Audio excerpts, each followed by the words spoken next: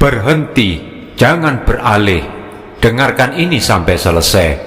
Bisa jadi Allah sedang mempertemukanmu dengan pesan ini sekarang. Kalau kamu sedang dizalimi, disakiti, atau hakmu dirampas tanpa belas kasih, ketahuilah hari ini dia mungkin terlihat menang, seolah benar. Tapi luka yang kau simpan dalam sujud tidak berhenti di hatimu. Ia naik menjadi pengaduan. Dan doa orang yang terzalimi tidak punya penghalang. Dia mungkin merasa aman sekarang, namun ketika Allah yang membelamu, yang kuat bisa runtuh, yang tenang bisa gemetar, yang merasa menang bisa kehilangan segalanya. Dan saat waktu itu tiba, penyesalan tidak lagi menyelamatkan. Sebentar lagi akan saya bacakan doanya, bukan untuk membalas, tapi untuk menyerahkan semuanya kepada Allah yang tidak pernah lalai. Tenanglah, bisa jadi ini awal dibaliknya keadaan.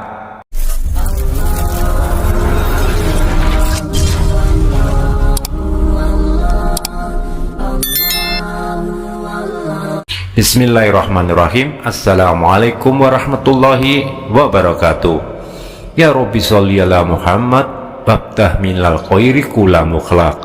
Syukur alhamdulillah, segala puji hanya milik Allah subhanahu wa ta'ala. Semoga siapapun yang sedang mendengar video ini, Allah berkahi hidupnya, Allah lapangkan rezekinya, Allah lindungi dari keburukan, dan Allah jadikan keluarganya tentram dan bahagia. Amin ya rabbal alamin. Pemirsa beriman yang dirahmati Allah, ketika kita disakiti, difitnah, dijatuhkan, Islam tidak pernah mengajarkan kita membalas dengan kebencian. Balas dendam bukan jalan orang beriman. Allah justru memerintahkan sesuatu yang jauh lebih tinggi, membalas dengan cara yang lebih baik. Sebagaimana firman Allah di dalam Al-Quran surah Fussilat ayat 34, tolaklah kejahatan itu dengan cara yang lebih baik, maka orang yang diantara kamu dan dia ada permusuhan bisa jadi menjadi teman yang setia. Itu artinya apa? Bukannya kita lemah, bukan kita kalah, tapi kita memilih menyerahkan urusan itu kepada Allah. Rasulullah Shallallahu Alaihi Wasallam juga memberi peringatan keras.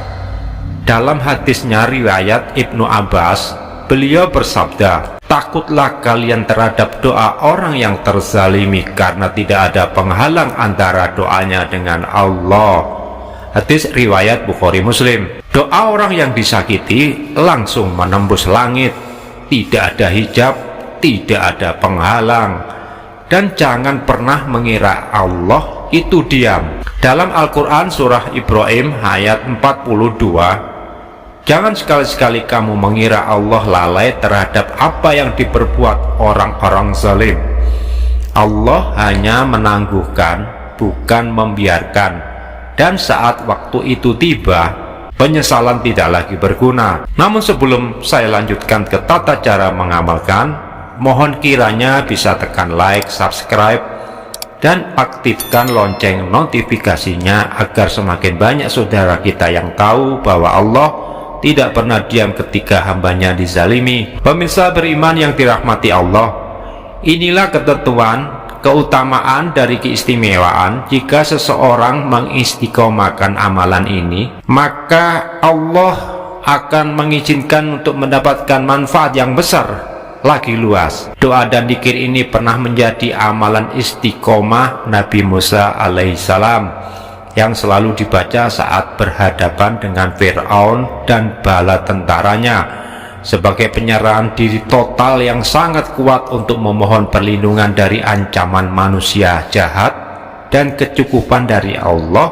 dalam urusan agama, kesulitan urusan dunia. Keistimewaannya mencakup ketenangan hati, perlindungan dari kezaliman, serta kecukupan rezeki dan perkara-perkara yang berat. Pemirsa beriman yang dirahmati Allah, menurut ulama salaf dan para ahli hikmah, amalan ini sangat mustajab bila dibaca setelah sholat subuh dan setelah sholat maghrib waktu emas dikabulkannya doa. Lakukan selama 7 malam berturut-turut. Dan jika kezaliman belum hilang, lanjutkan hingga Allah menambahkan pertolongannya. Bacalah dengan tenang, khusyuk, dan penuh penyerahan, bukan dengan amarah.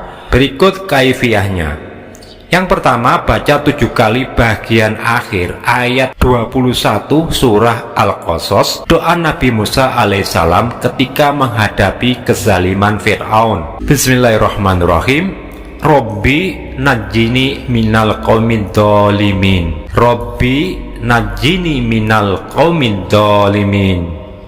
Ya Allah, ya Tuhanku, selamatkanlah aku dari kaum yang zalim. Baca doa ini setiap selesai sholat atau saat hatimu terasa sesak karena perlakuan seseorang. Kemudian tutup baca yang kedua dengan dzikir hasbiyallah 7 kali. Berikut ini bacaannya. Bismillahirrahmanirrahim. Hasbiyallah lidini, hasbiyallah lidunya, hasbiyallah liman ahammani, hasbiyallahu liman bakha alayya, hasbiyallahu liman kadani bisuin wala haula wala quwata illa billah.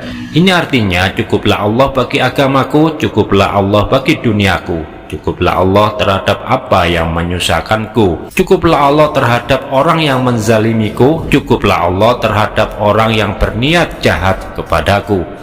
Tidak ada daya dan kekuatan kecuali dengan pertolongan Allah. Kalimat ini bukan hanya doa, tapi benteng langit untuk membungkam orang yang zalim hingga dicukupkan hidupmu dengan rezeki yang berlimpah. Bacalah dengan tenang, dengan yakin, dengan hati yang berserah diri. Pemirsa beriman yang dirahmati Allah, kita tidak sedang mendoakan kehancuran siapapun. Kita sedang memohon keadilan Allah. Jika dia memang bersalah, biarlah Allah yang menyadarkannya.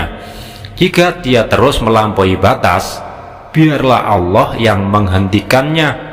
Karena ketika Allah sendiri yang menjadi pembelamu, manusia tidak lagi berarti apa-apa. Gunakan amalan ini dengan adab hanya untuk membela diri ketika engkau dizalimi tanpa henti. Karena doa orang yang teraniaya tidak ada hijab antara dirinya dengan Allah. Mohon jangan lupa klik tombol like, subscribe, dan aktifkan lonceng notifikasinya agar tidak ketinggalan lanjutan amalan-amalan agung berikutnya. Semoga Allah membela setiap langkahmu, menghapus kezaliman dari hidupmu, dan menggantikannya dengan kemenangan yang penuh berkah. Demikian yang bisa saya sampaikan, semoga bermanfaat bagi kita semua. Amin ya robbal alamin. Jazakumullah khairan katsiran. Wassalamualaikum warahmatullahi wabarakatuh.